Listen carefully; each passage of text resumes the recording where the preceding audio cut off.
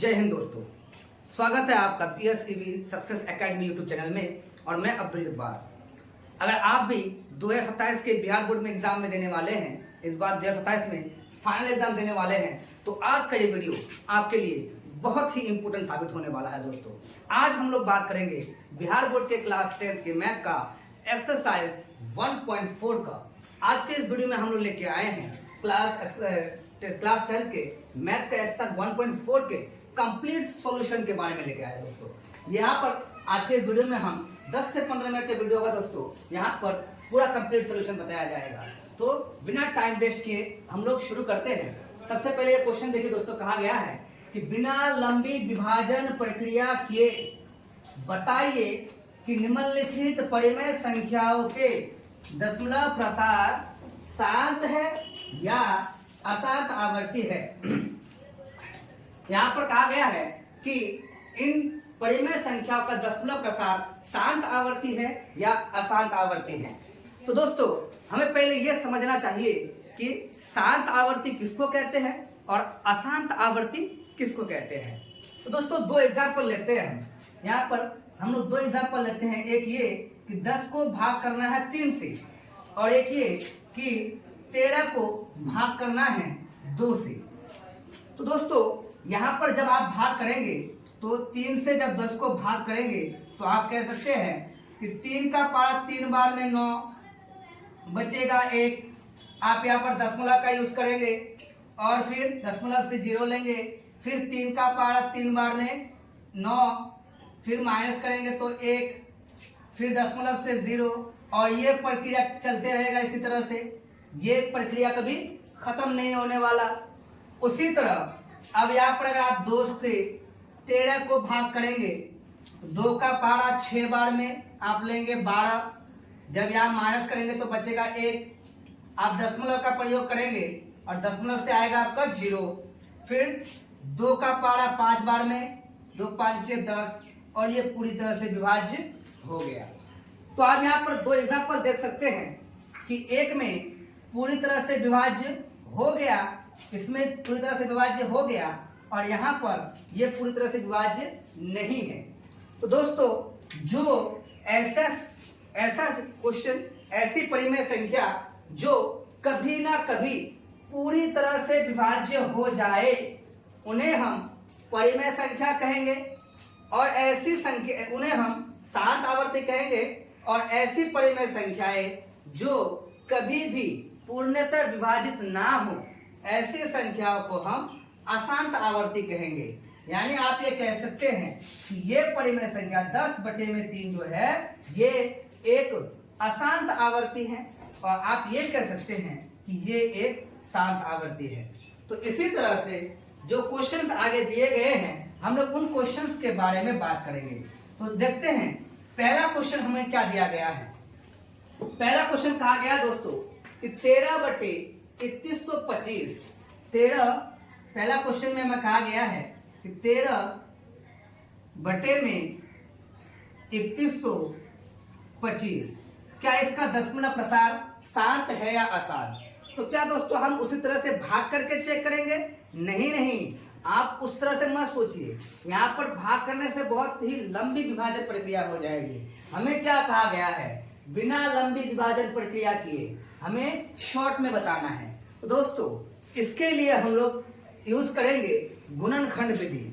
अब ये गुणनखंड विधि क्या है? तो अगर आप इससे पहले एक्सरसाइज 1.2 की वीडियो नहीं देखे हैं तो आप एक्सरसाइज 1.2 की वीडियो देख लीजिए, जहां पर आपको पूरी तरह से ये समझाया गया है कि गुणनखंड किसे कहते हैं और ये प्रक्रिया क्या होती है। तो चलिए देखते हैं 3125 का गुणनखंड क्या होता है। दोस्तों, 3125 का जब हम गुणनखंड करेंगे तो कितना भाग लगेगा? यहाँ पर हम लोग पहले 5 से भाग लगा सकते हैं। 5 से भाग लगाएंगे तो ये 30 है। 5 का पारा 6 बार में 30 खत्म, 30 में से 31 में से 30 खत्म, तो 1 बचा। 1 को जब हम इसके साथ लेंगे तो ये 12 हो जाएगा। तो 5 का पारा 2 बार में 10 हो गया। यहाँ पे 12 में से 10 चला गया तो 2 बचा। 2 को यहाँ ले लेंगे तो 25 हो जाएगा। 5 बचे 25। फिर आगे देखते हैं तो 5 का पारा भाग लगाएंगे 5 से फिर से, तो ये 125 5 625 हो जाता है दोस्तों। 125 5 625। फिर 5 से भाग करेंगे तो 25 5 125। फिर 5 से भाग करेंगे तो 5 5 25। यानी अगर हम देखें तो इसके अभाज्य गुणनखंड में केवल और केवल क्या आया दोस्तों, यानी 3125 का अभाज्य गुणनखंड किए तो सिर्फ 5 आया है। कितनी बार? 1 2 3 4 5 बार आया है, यानी 5 पर पावर 5। तो दोस्तों ऐसी संख्या जिनके गुणनखंड में 2 या फिर 5 या फिर ये दोनों आ जाए, तो ऐसे सिचुएशन में, ऐसी कंडीशन में हम इन्हें शांत आवर्ती कहेंगे। और अगर 2 और 5 के अलावा कोई अन्य संख्या आ जाता है तो ऐसी संख्याओं को हम अशांत आवर्ती कहेंगे। जैसे आप कह सकते हैं कि यहाँ पर केवल 5 आया है तो ये एक शांत आवर्ती होगा। यानी हम क्या कह सकते हैं कि कह सकते हैं दशमलव प्रसार जो है दोस्तों, यहाँ पर दशमलव प्रसार शांत आवर्ती है दोस्तों। क्या है? शांत आवर्ती है, शांत है। दशमलव प्रसार शांत है, या फिर कह सकते हैं शांत आवर्ती है। शांत आवर्ती लिखिए, बेहतर रहेगा। शांत आवर्ती है।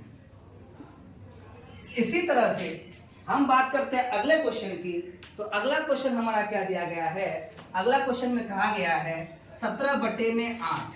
ये बहुत ही इजी है, जो कि कहा गया है दूसरे नंबर पे कहा गया है 17/8। दोस्तों जब आप 8 का गुणनखंड करेंगे तो आप इस तरह से कह सकते हैं कि 2 का पारा 4 बार में, फिर 2 से भाग लगाएंगे तो 2 बार में। यानी 8 का गुणनखंड हमारा क्या आता है दोस्तों? 8 का गुणन आता है 1 2 3, यानी 2 पर पावर 3। तो हम क्या कह सकते हैं? केवल 2 आया है, 2 के अलावा कोई अन्य संख्या नहीं आया है, तो हम ये कह सकते हैं कि ये दशमलव प्रसार कैसा है? इसका दशमलव प्रसार शांत है। दशमलव प्रसार शांत आवर्ती है। यानी अगर किसी संख्या के गुणनखंड में केवल 2 और 5 आए तो वो क्या हो जाएगा? दशमलव प्रसार शांत आवर्ती कहलाएगा। शांत आवर्ती। केवल 2 और 5 आना चाहिए, या फिर दोनों आना चाहिए, और 2 और 5 के अलावा कोई अन्य संख्या आता है तो वो उसका दशमलव प्रसार शांत नहीं बल्कि अशांत आवर्ती कहलाएगा। जैसे कि आप देख सकते हैं अगला क्वेश्चन नंबर 3।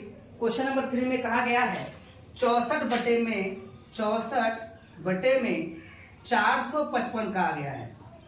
455। अब अगर यहाँ पर आप 455 का गुणनखंड करेंगे, अभाज्य गुणनखंड करेंगे, तो ये क्या कहलाएगा? 5 से भाग लगाएंगे पहले। 45 है, 5 9 45, और ये 5 1 5। फिर आप भाग लगाएंगे 7 से, 7 का पारा 13 बार में, या फिर 13 7 91। तो अब अगर आप देख सकते हैं कि 455 के अभाज्य गुणनखंड में 5 आया है, सही है, लेकिन ये 7 और 13 को भी साथ में लेके आया है, और 5 और 2 के अलावा, 2 और 5 के अलावा कोई अन्य संख्या जब आता है तो अब हम उसे अशांत आवर्ती कहेंगे दोस्तों। क्या कहेंगे? अशांत आवर्ती। अब आपको कुछ नहीं करना है, केवल आपको नीचे वाले संख्या का गुणनखंड चेक करना है। कोई जरूरत नहीं है कि आप कितना भी बनाएं, क्योंकि ये क्वेश्चंस आपको एमसीक्यू टाइप में पूछा जाएगा। एग्जाम में आपको ये एमसीक्यू में पूछा जाता है, इसलिए आप इसको शॉर्टकट में सॉल्यूशन करेंगे इसका। जैसे कि यहाँ पर डायरेक्ट कहा गया है 15/1600। अब कुछ मत कीजिए दोस्तों, डायरेक्ट सीधी तरह से 1600 को उठाइए यहाँ पे और इसका गुणनखंड कीजिए। गुणनखंड करेंगे तो ये हो जाएगा 2 का पारा 800 बार में, 800 दूनी 1600। 2 का पारा 400 बार में, 400 दूनी 800। फिर बात करेंगे 2 का पारा 200 बार में, 200 दूनी 400। फिर बात करेंगे 2 का पारा 100 बार में, 100 दूनी 200। फिर 2 का पारा 50 बार में, फिर 2 का पारा 25 बार में, फिर 5 का पारा 5 बार में। तो आप देख सकते हैं दोस्तों 1600 के गुणनखंड में केवल और केवल 2 और 5 है। जिस संख्या के गुणनखंड में 2 और 5 आता है, ऐसी संख्या को हम क्या कहेंगे दोस्तों? शांत आवर्ती कहेंगे। तो यहाँ पर आप कह सकते हैं दोस्तों कि इसका दशमलव प्रसार कैसा है, तो आप कह सकते हैं शांत आवर्ती है। कैसा है दोस्तों? शांत आवर्ती है। अगला क्वेश्चन अगर आप देखें, क्वेश्चन नंबर 5, तो क्वेश्चन नंबर 5 में कितना है दोस्तों? नीचे संख्या में कहा गया है 343। इसका जब आप गुणनखंड करेंगे तो पहले 7 से भाग लगेगा। 7 का पड़ा यहाँ पर 34 है, 7 का पड़ा 4 बार में 28। 34 में से 28 जब आपका माइनस हो गया तो यहाँ बचा कितना? 6 को जब आप यहाँ लेते हैं तो ये होता है 63। 7 9 63। फिर आप 7 से भाग करेंगे, 7 7 49। तो उसी तरह से देखेंगे आप दोस्तों कि इसके अभाज्य गुणनखंड में केवल 7 7 और 7 आया है, ना ही 2 आया ना ही 5 आया, 7 आया है। तो ये क्या हो जाएगा दोस्तों? ये आपका कहलाएगा अशांत आवर्ती। क्या कहलाएगा दोस्तों? अशांत आवर्ती कहलाएगा। उसी तरह से जब आप इसको देखेंगे तो इसमें आपको गुणनखंड करने की जरूरत नहीं है, क्योंकि ये पहले से ही गुणनखंड दिया गया है। 2 का पावर 3 और 5 का पावर 2। तो यहाँ पर देख सकते हैं दोस्तों कि 2 और 5 दोनों आया है।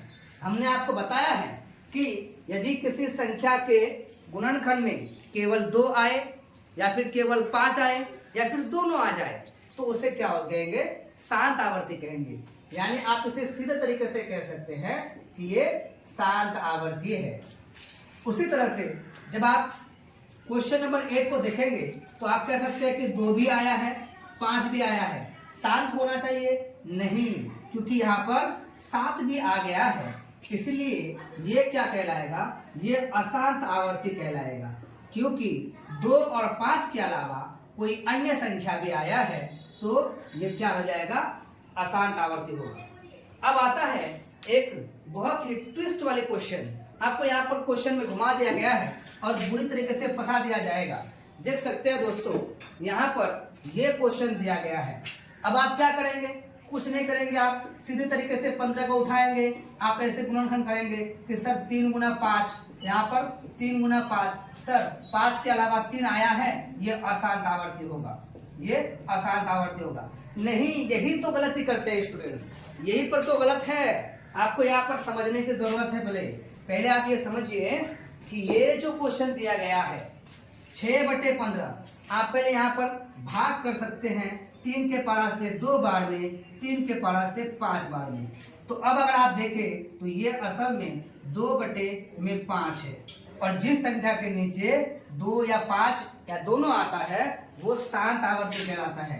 क्या हो जाएगा दोस्तों? ये शांत होगा। अगर आप पहले के तरीके से हिसाब से अशांत आवर्ती कर लेते तो फंस जाते, हो जाता आपका 1 नंबर गलत। उसी तरह से अब आप क्वेश्चन नंबर 9 और क्वेश्चन नंबर 10 को होमवर्क में करेंगे दोस्तों, और इसका आंसर बताएंगे कि ये शांत है या अशांत है। इनका आप होमवर्क करके कमेंट में आंसर बताइए। हमें आपके कमेंट का आंसर का इंतजार रहेगा कि ये दोनों क्वेश्चन कौन से स्टूडेंट ये दोनों क्वेश्चन इजी तरीके से सॉल्व कर पाता है और कौन इसका सही आंसर बताता है। फिर मिलेंगे हम लोग अगले एक्सरसाइज में। तब तक के लिए जय हिंद, जय भारत।